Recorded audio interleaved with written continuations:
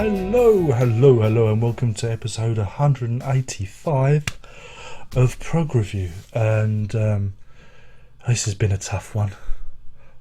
I've spent days labouring over this. It's not been easy. Before we start though, Miguel Gonzalez Sanchez wants me not to mention Dream Theater again, so I'm not going to do that. Okay, I'm not going to mention them again. Alright, Dream Theater, not going to mention them. So I'm glad we got that out of the way. But yeah, if you haven't read the description, the title, and we're talking about this one, Days of Future Past by the Moody Blues. Now, put my cards on the table. I'll be honest, I've never really understood the appeal of the Moody Blues. To me, they're not particularly prog. They've only had barely a handful of memorable songs, and without that one song, the song, I believe that they would have just disappeared in a puff of bad poetry. But as part of this epic concept album thread, this is the penultimate one. Oh yeah. For those of you that are a bit daft in the brain box, penultimate means the one before the end, the last one. I feel kind of obliged to listen to this album, see how it fits into the scheme of things. Seeing as it is one of the earliest examples of a progressive rock concept album, or that's what the critics call it anyway. Now, this was released way back in 1967, in December of that year, and it's only the second studio album by the Moody Blues, but this is a very different band compared to one that put out the Magnificent Moodies 2 years previously. In a move away from blues and pop, the band lost two members and replaced them with Justin Hayward and John Lodge. Fortune smiled on the band, which was languishing in the R&B doldrums, when Deram Records, their label, asked them to produce a stereo demonstration disc. Remember, at this time stereo LPs were still very much a newfangled thing, and they wanted people to buy stereo cartridges and new turntables and speaker systems, to get them into the technology. And they wanted to record this special stereo disc with an orchestra, a version of Dvorak's Symphony No. 9, or the New World Symphony, though many of you from the UK will know the tune as the theme from the Ovis advert, directed by Ridley Scott. Yeah, font of all knowledge I am. But instead of doing what they were told, the Moodies used the London Festival Orchestra to record their own material, and it's a song cycle illustrating what they say is a typical working day, embellished with an orchestral edge. And that's the concept. It's a simple day from morning to night. And whilst the album is noted for its use of orchestra, you also get plenty of mellotron on the record too, an instrument that the Moody Blues made very much as their own signature sound, so keep your ear out for it. Now, it opens with The Day Begins, obviously, and it's arranged by Peter Knight with the Moody Blues, and it does kind of owe a little bit to the original intention of reproducing Dvorak. And, it's not really a out-and-out prog masterpiece. It's a pleasant, jaunty little number that acts as an overture for the rest of the songs on the album to come, referencing them as an overture should do. Dawn is a Feeling is a dreamlike, laid-back song sung by Justin Hayward about observing the morning, and despite its jolly beginnings, it's wrapped in melancholia, and there's something about the song that makes me feel a little bit uneasy. I don't know what it is. This is followed by The Morning, Another Morning.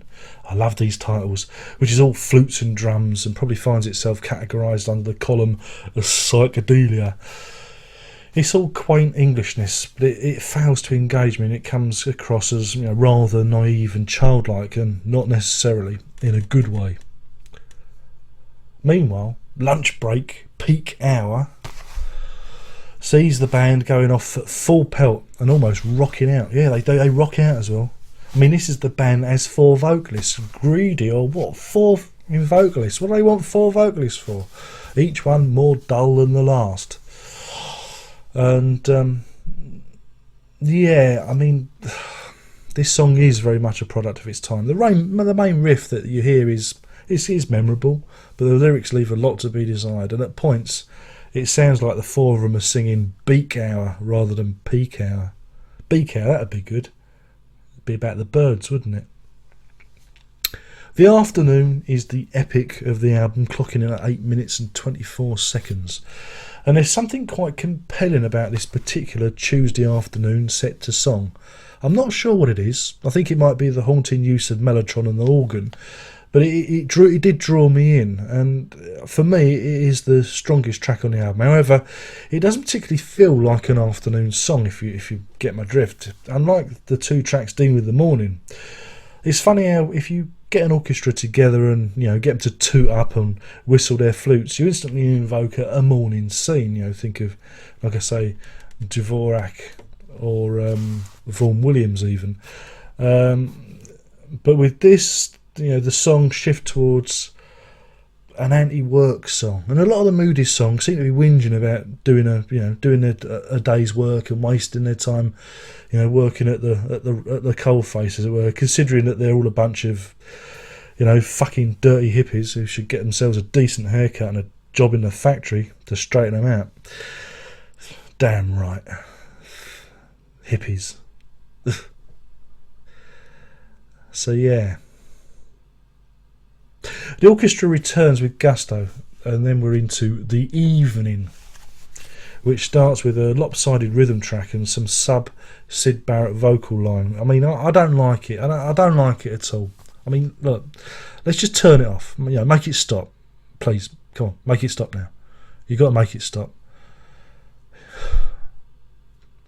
But boy, it really does go on a bit, and I did not like it one iota. The album concludes with that hit, and there's no arguing that Nights in White Satin isn't a great piece of pop writing. It's a classic tune, but unfortunately for the Moody Blues, it casts a long shadow over everything they do.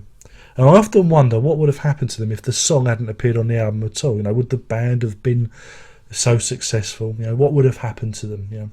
But who knows? It's mere conjecture. It exists, and it is the hit, is it not?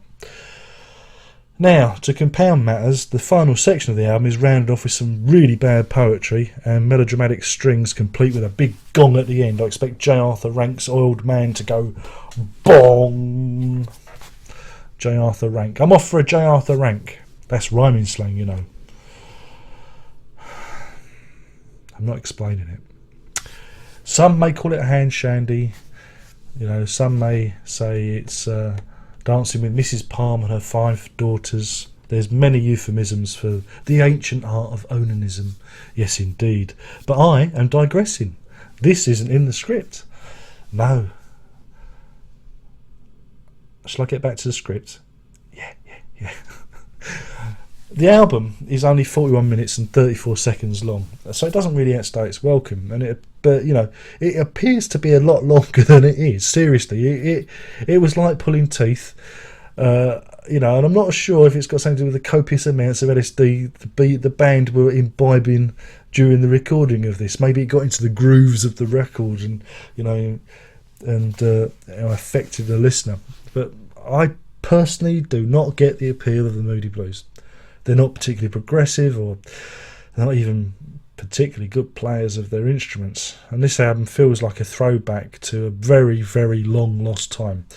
Some albums can wear their history on its sleeve and provides a natural context for the songs. I'm thinking the Kinks and bands like that whose history, it works. You can tell that it's from a certain time, but this just sounds like an album from a band who've produced a record to entertain your granny.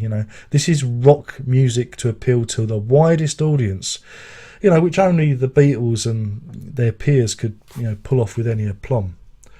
It sounds awkward.